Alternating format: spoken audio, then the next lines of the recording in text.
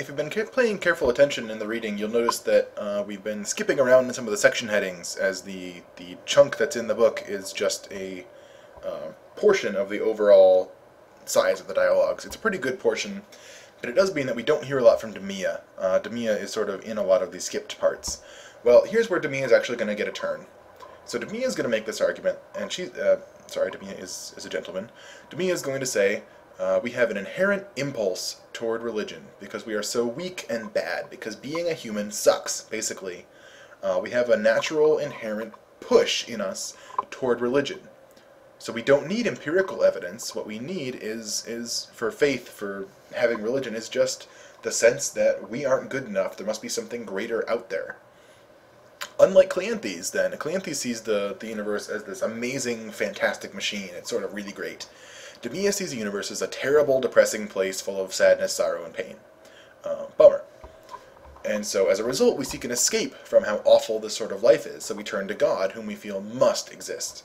And of course, we have a couple of questions here. First of all, any God? Which God, right? Do we turn to a Christian God necessarily, or could we just go to any sort of faith? What about the non-Christians around? Remember, Hume is writing in a very Christian time, so he's going to just sort of leave this by the side. And Cleanthes is going to say, too, I don't think the universe seems so bad, right? Why would I have this impulse when things seem great to me? Well, Philo's going to respond to Demia's argument and say that, well, look, we can all agree that the world is full of bad.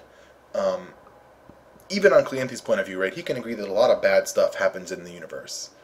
And we know that God is supposed to be all-seeing, all-powerful, and all-good. So Philo's going to give a classic argument that's been around since the ancient Greeks. He's going to say, well, look, if God doesn't fix the bad things because he's not willing, then God isn't actually all good. Then God seems kind of like a jerk. If God doesn't fix the bad things because he's not able, then it ends up God's not all-powerful, God is weak. So it looks like if there is a God, then it's not the typical Christian sense of the all-good, all-powerful God, or there's something else that we don't know for sure, right? The typical response is something like, well, things look bad to us, but we're wrong, right? We're imperfect, and so we don't know what good actually is.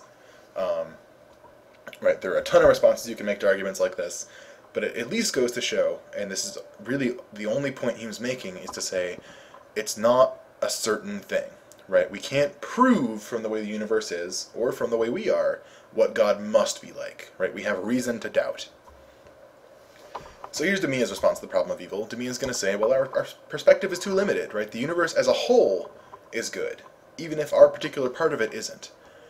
Philo's response, though, is, well, sure, maybe it's good, but couldn't it be better, right? Couldn't the universe still be really good, but there not be human suffering, but, you know, children not die, children not be raped, kidnapped, tortured, etc.? Couldn't it be better, he's going to say. Maybe so. You can, of course, post about this in the forums. Cleanthes is going to say, well, things aren't really so bad in the first place, right? It already is better. More people are healthy and happy than are sick and miserable, so the universe actually doesn't seem that bad, right? Why should we worry about evil when things are going great? Again, you're going to get the same sort of response. Couldn't it be better? In the end, here's what comes out of this. Hume doesn't want to say, look, God is necessarily weak or evil or anything like that. In the end, he wants to be a genuine skeptic. He doesn't want to say anything for certain about what any God could be like. Ultimately, he's going to say we can't infer from the world around us, or from what we're like, what God's physical attributes or moral attributes are like. Right? So we can't infer from physical evidence what God must be like sort of physically, right? It could be the Christian God, it could be a pantheon of gods, it could be a soul God, it could be a vegetable God, whatever that would be like. Right? We don't have any reason to know. He's going to say further, from the moral state of the world, right, from how much good or evil there is, we can't know what God's morality is like. God could be benevolent, but God could be spiteful, God could be powerless, right? God could just not give a crap for what the morality of the universe is like. We don't know, right? It's not that it's any one of these, we just don't know. So ultimately, Hume's going to say we should really give up questions like this, at least on a sort of scientific investigative basis.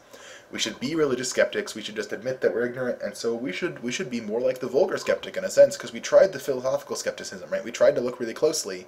We didn't get anywhere. We just got a bunch more questions. So ultimately, hands off, admit you're ignorant, and go about your life on some other basis than trying to scientifically investigate religion. That's the end of Hume, and that's the end of our modern philosophy. So I hope you've enjoyed it, and I look forward to hearing what you have to say.